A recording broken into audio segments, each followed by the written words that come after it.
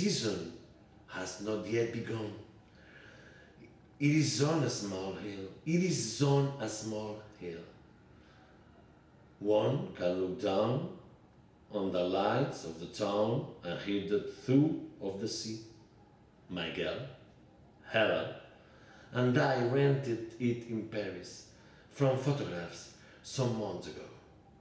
Now, she has been gone a week. She's on the high seas now, on her way back to America. I can see her, very elegant, tense, and glittering, surrounded by the light which fills the saloon of the ocean liner, drinking rather too fast, and loving and watching the men. That was how I met her, in a bar in Saint-Germain-du-Pré. She was drinking and watching, and that was why I liked her. I thought she would be fun to have fun with. That was how it began. That was how it began. That was all it meant to me. I am not sure now, in the speed of everything, that it ever really meant more than that to me. And I don't think it ever really meant more than that to her at last, not until she made that trip to Spain and finding herself there alone, begin to wonder, perhaps, if a lifetime of drinking and watching the men was exactly what she wanted. But it was too late by that time. I was already with Giovanni. I had asked her to marry me before she went away to Spain, and she loved, and I loved. But that, somehow, all the same, made it more serious for me. And I persisted, and then she said she would have to go away and think about it. And the very last night she was here, the very last time I saw her, and she was packing her bag, I told her that I had loved her once, and I made myself believe it, but I wondered if I had. I was thinking, no doubt, of our nights in bed, of the peculiar innocence and confidence which will never come again, which had made those nights so delightful, so unrelated to past, present, or anything to come, so unrelated, finally, to my life, since it was not necessary for me to take any but the most mechanical responsibility for them. And these nights were being acted out under a foreign sky, not the sheltering sky of Paul's, a foreign sky of James Baldwin in Paris, with no one to watch, no penalties attached. It was this last fact which was our undoing, for nothing is more unbeatable once one has it than freedom. I suppose this was why I asked her to marry me, to give myself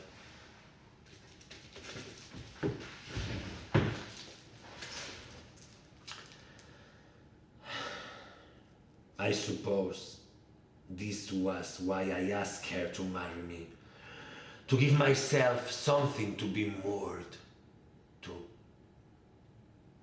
Perhaps this was why, in Spain, she decided that she wanted to marry me. But people can't unhappily invent their morning posts, their lovers and their friends, any more than they can invent their parents. Life gives this and also takes them away, and the great difficulty is to say yes to life. I was thinking when I told Hella that I had loved her of those days before anything awful, irrevocable had happened to me, when an affair was nothing more than an affair.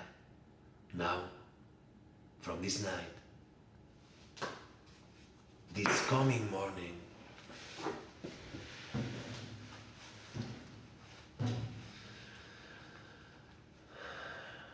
Now from this night, this coming morning, no matter how many beds I find myself in between now and my final bed, I shall, and my final bed, now from this night, this coming morning, no matter how many beds I find myself in between now and my final bed, I shall never be able to have any more of those boyish, zestful affairs which are really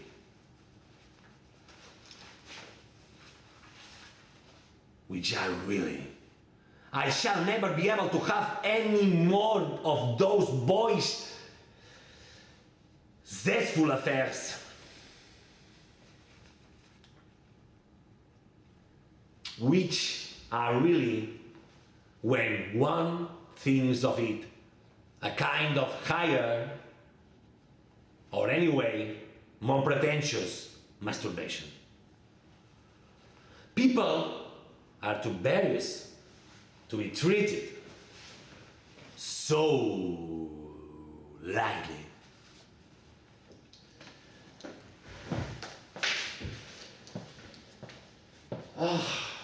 I will read again this part because I don't do it well, okay?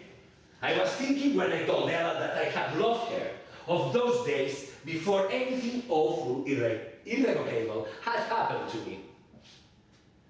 When an affair was nothing more than an affair. Now, from this night, this coming morning, no matter how many beds, I find myself in between.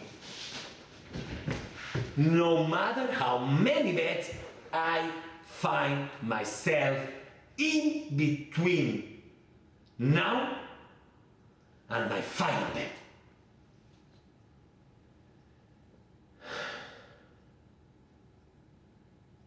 I shall never be able to have any more of those boyish, zestful affairs which are really, when one thinks of it, a kind of higher,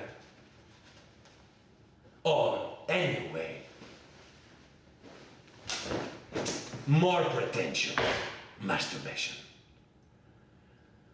People are too various to be treated so lightly.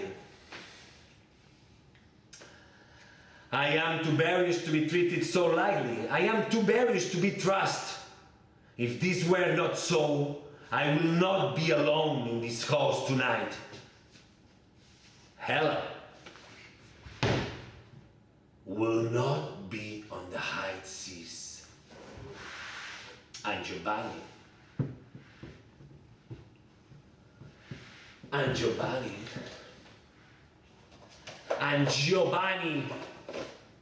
and Simone and Rico and Revenge is un'altra che non la diciamo qui. People are too various to be treated so lightly. I am too various to be trusted. If this were not so, I would not be alone in this house tonight. Helen will not be on the high seas, and Giovanni will not be about to perish sometime between this night and this morning.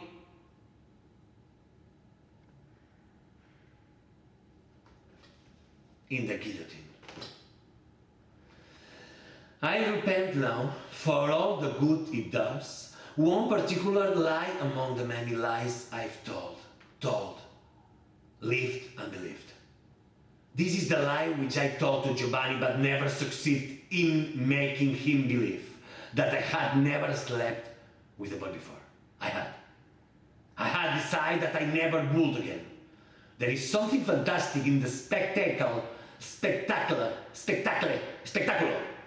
I now present to myself of having run so far, so hard, across the ocean even, only to find myself brought up short once more before the bulldog in my own backyard, the yard in the meantime having grown smaller and the bulldog by bigger.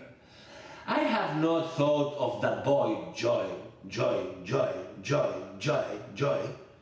for many years, but I see him quite clearly tonight. It was several years ago. I was still in my teens. He was about my age. Give or take a year.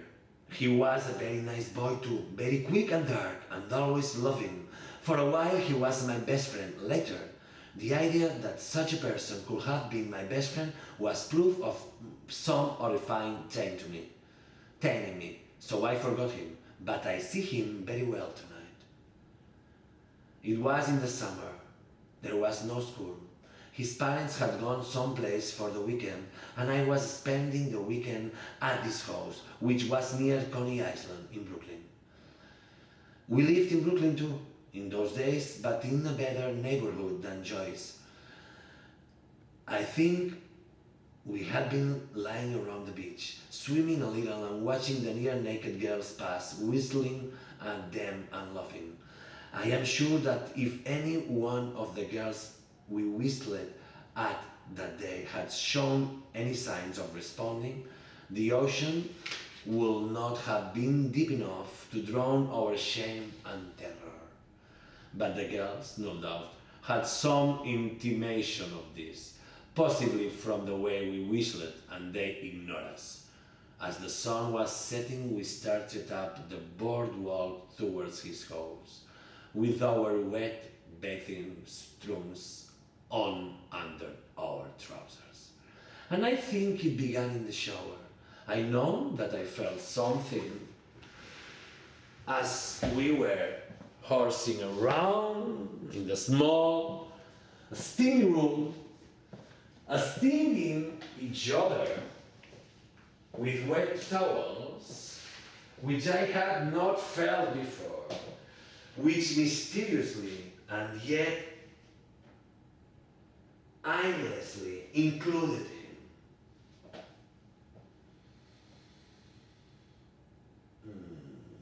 I remember in myself a heavy reluctance to get dressed.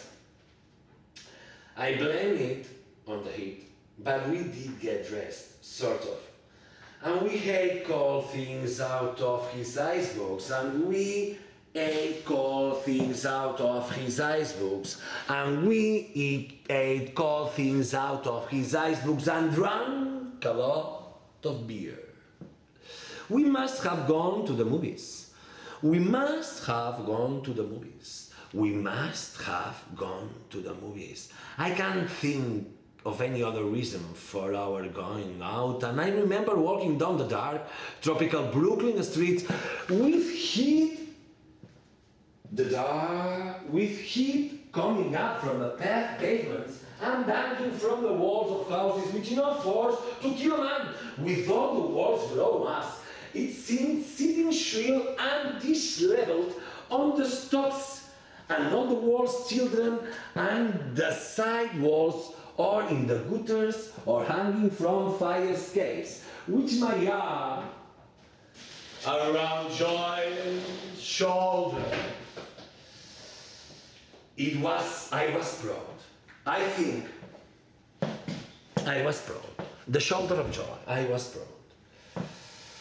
I think because his head come just below my ear, we were walking along and Joy was making dirty wisecracks and we were laughing. Ought to remember for the first time in so long how good I felt that night, how fond of Joy. When we came back along the streets, it was quiet. We were quiet too. We were very quiet in the apartment and sleepily got undressed in Joy's bedroom. and went to bed. I fell asleep for quite a while, I think, but I woke up to find the light on a Joyce examining the pillow with great, ferocious care. What's the matter? I think a bed would beat me. You slob, you got bed books? I think won't beat me. You never had a bed book beat you before? No. Well, go back to sleep, you are dreaming. He looked at me with his mouth open and his dark eyes very big. It was as though he had just discovered that I was an expert on bedbugs. I laughed and rubbed his head as I had done God knows how many times before when I was playing with him or when he had annoyed me. But this time, when I touched him, something happened in him and in me with, which made me his touch different from any touch either of us had never known. And he did not resist, as he usually did, but lay where I had pulled him against my chest. And I realized that my heart was beating in an awful way, and the joy was trembling against me, and the light in the room was very bright and hot. I started to move and to make some kind of joke, but Joy mumbled something, and I put my head down to hear. Joe raised his head as I lowered mine, and we kissed, as it were by accident. Then, for the first time in my life, I was really aware of another person's body, of another person's smell. We had our arms around each other. It was like holding in my hand some rare, exhausted, nearly doomed bird, which I had miraculously happened to find. I was very frightened. I am sure he was frightened too, and we shut our eyes, and we shoot our eyes. Eyes wide shut. To remember it so clearly, so painfully tonight tells me that I have never for an instant truly forgotten it.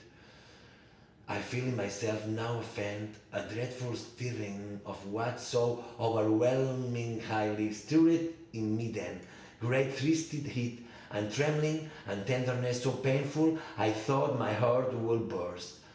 But out of this astounding, intolerable pain came joy. We gave each other joy that night.